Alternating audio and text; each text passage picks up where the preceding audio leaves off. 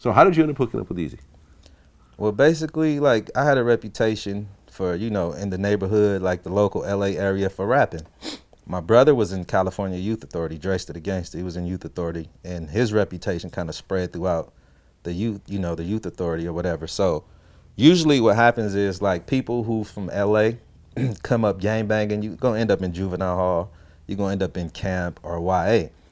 So all the people who was, you know, ended up in these situations who were getting out before my brother, they was just telling people, like, you know, I would always hear these rumors like, man, your brother, he hard. Because, you know, at certain places in YA, they have studios, they have places for them to record, and then they actually let them perform.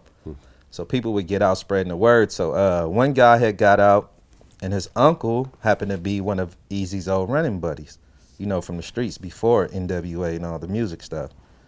And I think they wanted to kind of get into the music. So one day they put up on our street and was like, we heard y'all be rapping. We was like, yeah, we get in. It was like, let us hear something. We rapped for them. They was like, well, tomorrow we going to the studio. They didn't tell us with who or whatever. Okay. So the next day I happened to not be there. My brother was there. My brother came home later that night and was like, I was in the studio with Eazy. I'm like, yeah.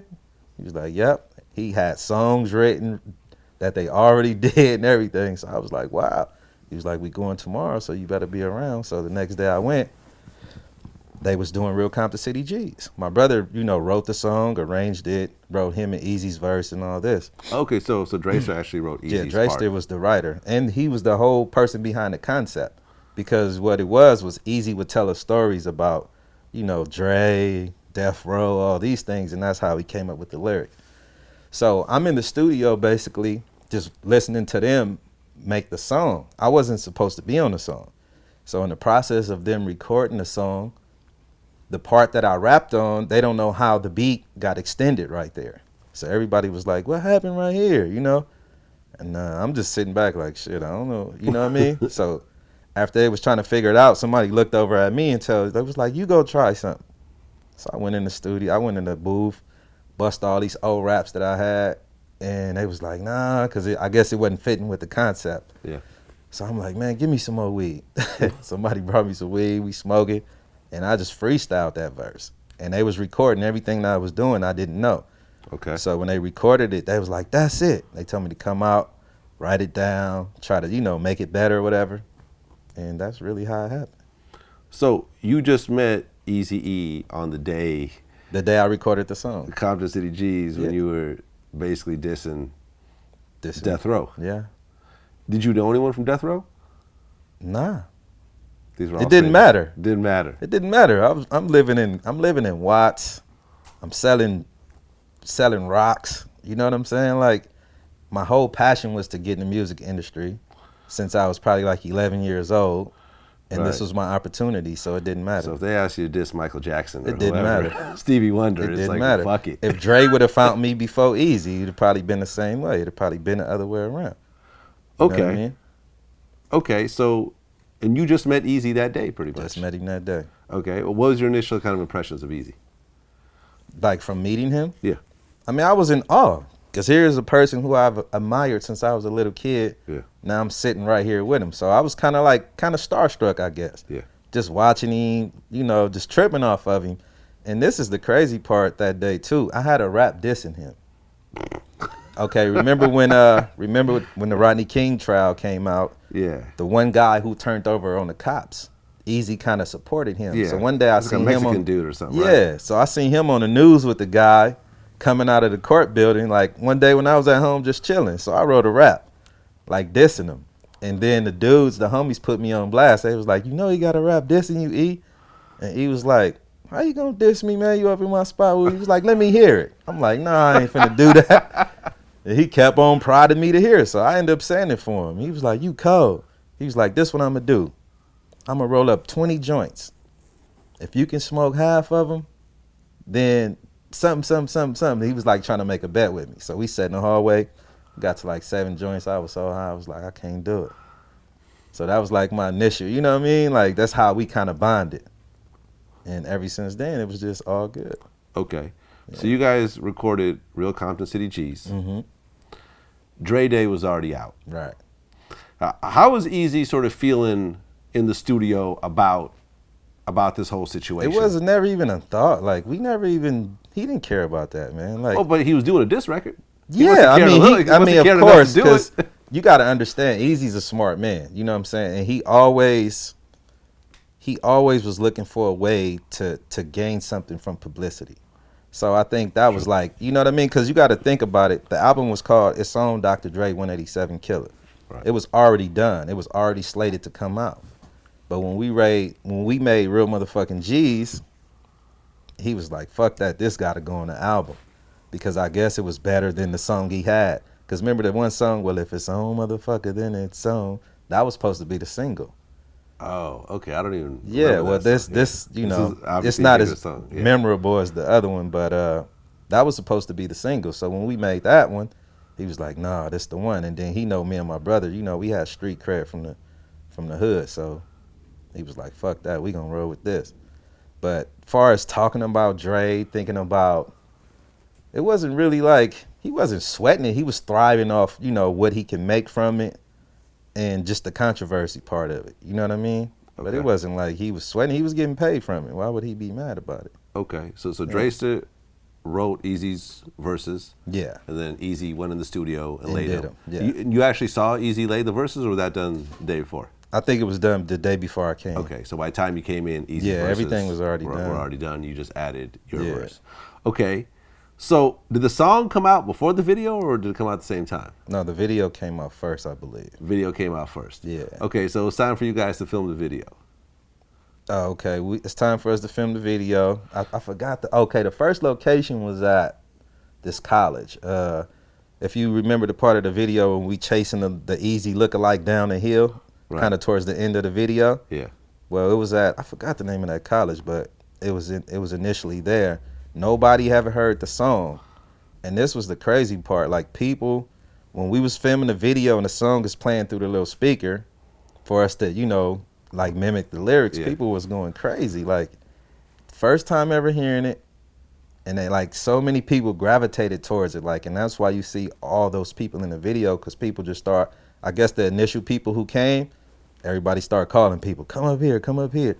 And the video was crazy. I think it was a 5-day shoot. We was all throughout Compton, all in my neighborhood. And it was a wild time. So who was the Eazy-E lookalike? That's the dude, AJ Johnson. He's the comedian. He played in the movie. Oh, that's AJ Johnson? Yeah. He was in the movie The Hookup with Master P. Right. Yeah, I know exactly who you're talking Friday about. and all that. I guess it Diesel from Friday. That's him. Wow. The crackhead. Yeah. Right. That's the homeboy. He from Compton. He a real Compton cat. He really from the city, yeah. That's what's up. All right, so you guys do the video. Mm-hmm. You drop the video. What was the reaction after that? It was so crazy. I was in high school. You got to imagine. I'm in high school in the 12th grade. I got 2 semesters left.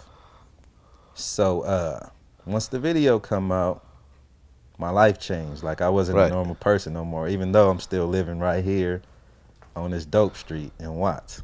So I go to school. One day I go to school late. It's around nutrition time. And the way the school is like you have to walk through these 2 open doors in the front, go through a hallway, and then you come out into the school area like this. So when I get to school, it seemed like the whole school turned around and looked at me like, and it made me feel some type of way. And I dropped out. I was like, I can't go back, because I wasn't used to that. Yeah. You know what I'm saying? I was a normal person one day, and then after that, like, my whole life just, even if I'm driving down the street, cars would pull up and just, that's people pointing at me. I'm like, it was wild. It was crazy. Okay. Yeah. But there's also a lot of Death Row fans out there. Definitely. So we didn't really experience that until we went out of state. Okay. Like, we didn't have, like, the only time we ever run into Death Row, we got nominated for a Billboard Award. So they had at the Universal Amphitheater. The very first time we went, it was only 7 of us. You know how Suge used to roll. He had like 300 people with him. So this is our first run in. So I'm itching to see Das, Corrupt, anybody, Snoop. So when we get inside, I see Dre, Suge, DOC, all them are in the front row of the place. We sitting probably 5 seats behind them. Nate Dogg, Das, Corrupt, all them, they sitting probably about 5 seats behind us. Okay. So when they showed us where we sitting at, I'm like, forget that. I jumped up. I walked up there. I started gangbanging on all like Daz and Corrupt. And I'm like, what's up with that Nutty Block Crip? Like, Nate Dogg was the only dude who stood up. He had a hockey mask on, so I didn't even know who the fuck he was. Wait, but he stood up in the sea, like Long Beach, he gangbanging. I'm like, come out, and I'm telling him to come out. You know what I'm saying? Like, come out the road. What's happening? Whoa. So some people seen it. They try to stop it. I go back and sit down. The award ceremony happened, and then they had an intermission. So I see Suge. Eazy went up to go meet somebody. You know, it was a bunch of celebrities, so everybody shaking hands. So Eazy was talking. I see Suge kind of trying to press Eazy. So me and my brother jumped up, ran up there, like, what's happening? Suge was like, yeah, outside. We gonna see what's happening outside. Then Mike Conception, you know who he is? Yeah, I know who he is. Mike Conception was there deep with a bunch of OG Crip dudes. They was all dressed in suits and had the AC Doocy hats and all that. So they pulled up.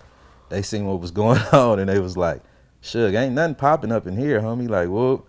So Suge kind of backed up. He was like, all right, outside. We'll see what happened when we get outside. So after the award ceremony, we had two homies with us. They came back to the hood. They brought straps for everybody. So we went outside. Everybody was strapped up. So we got outside. We like, Suge, what's happening? Like, I thought you was going to do something when we get outside. He was like, man, I ain't tripping on that shit. I was like, all right. You know what I mean? They knew we was about business. Like, if you know anything about Compton, L.A., like the hood I come from, not too many people want it with us. So you guys were getting ready to shoot up the whole place? Oh, yeah. It would have happened like it was nothing. I mean, was there a certain thought of, even though I come from this environment, I now have these opportunities. Yeah, I have absolutely. songs on the radio. I have more to lose now. There's like, the thought for I can't just be this random Crip who goes shoot out and then just blend into the shadows. You know, if somebody pressing you like that, like, I can understand if Suge had more tact with what he did, but so if it was polite, nothing would have happened. Yeah, of course. You know what I'm saying? Like, see, you got to understand, like, when you come from the street, you don't understand certain things. Like, when somebody approach you hostile, then you're going to deal with it that way. Right. You know what I mean? And even though we knew we had stuff to lose, it was like, we ain't no pushovers either. You know what I mean? And I think they knew that, so. So nothing happened? Yeah, nothing happened. Did you ever run into him again? Yeah, ran into him. We was at this club called the Glam Slam. Prince used to own this one club downtown L.A. Mm-hmm. And we was doing a showcase for Ruthless. And I remember we was backstage. We probably had 5 minutes to come out. And I think somebody from Above the Law ran back there, Suge them outside. Suge them outside. We leaving. So me and my brother was like, what? Me and my brother ran out there like, where he at? Everybody else, bro, I'm talking about they literally left the building. They left. So me and my brother, the funny thing is one of my brother's cousins was one of his bodyguards. So one of your brother's cousins was Suge's bodyguard. Was he off-duty police or? Nah, just probably just a Compton, just an OG Compton dude. So when we get out there, my brother, like, we looking for Suge. He's at the bar, him and Dr. Dre at the bar, like leaning on the bar.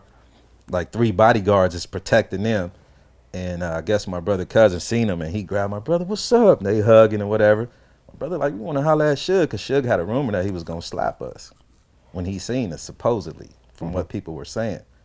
So he was like, come on. He took us over there. He was like, Suge, what's happening? You supposed to slap us, homie? Like, when you see us, you know what I mean? He was like, nah, man, I love y'all little niggas. I want y'all to sign a death row. Bought us drinks and all type of shit. Wait, Suge said he wanted to sign y'all to death row? He tried to. He kept sending people for me. Like, it was some dude that used to play football. He was like a old ex-NFL player. And he used to send a dude with a check with $50,000. Like, he used to pop up everywhere I was at. With $50,000? Yeah, in a contract. Tell me, you gonna sign a death row? I'm like, hell no, man, I can't do. I'm like, I ain't gonna never sell nobody out that I roll with. So I just couldn't. So the fact that Eazy put you on, it didn't matter how much money. So if they gave you $1 million check, it didn't matter. Didn't matter. No. Do you think that Suge really wanted to sign you, or was it just he's just? I think he wanted. He's trying to fuck with Eazy. He wanted to fuck with Eazy because one of the conditions was he wanted us to diss Eazy, and I wasn't gonna never do that. Oh, okay. Yeah. So that's basically what transpired. Yeah. Now, when the song came out, were you hanging out with Eazy a lot during this time? Absolutely. So we was always together. What was Eazy's sort of, mood and thinking during this time? Man, we was riding high actually. Like, I mean, every day, if we wasn't recording music, we was just hanging out like homies. Like, you know what I mean? Like you probably did with your friends growing up. We was just kicking it. We was always getting high. It was always girls around, and we was just hanging out. Like we was having fun. The song was selling. You know what I'm saying? The video was #1 for a long time. We was always on tour. You know what I mean? So we was having a good time. He was never down. Everybody, we was just chilling. We ain't had no controversy or nothing. You know what I'm saying? We was just having fun. Yeah, I mean, you were having the time of your life, I bet. Absolutely. I mean, it was all new to me. You it was know all what I'm new, saying? that's what I'm saying. He used to be like, it was so crazy because he used to be like, man, just watch. He used to always tell me, watch. He was like, you going to be bigger than me. I'm telling you. Whoop, whoop, whoop, whoop. And I used to be like, what? Because I didn't understand it. You know what I'm saying? Like, I didn't know the shit was going to go like that. You know, because I was just used to performing around L.A. Never been out of state. That was my first time going out of state with him. And it was just like, it was crazy. It was a crazy time for me. You said something happened out of state? Well, yeah, it was like, you know, people from, that's what I was telling you about the Death Row thing. Like, they had their fans too. So, like, we'd be at a radio station. People would come up to the radio station talking shit. And we had to run out there with guns and chase them and shit. And they'd bone out. Like, it was crazy. It was crazy. But in the city, we didn't really have them issues. Like, it was only out of state with people who really loved Dr. Dre and Snoop and all them.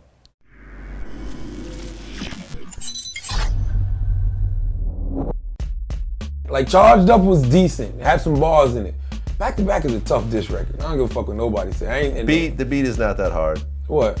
The Charged Up, I mean, the back-to-back beat really could have been a lot better. Yeah, but in the club, it goes. And I tell y'all all the time, the greatest diss records in the world are the ones that play in the club. That shit's dope. If I rapped about driving around in a fucking car and like fucking listening to country music, nobody would give a fuck about that shit. Like, I make music about some shit because it sound cool. Like, I like making music. I make cool music.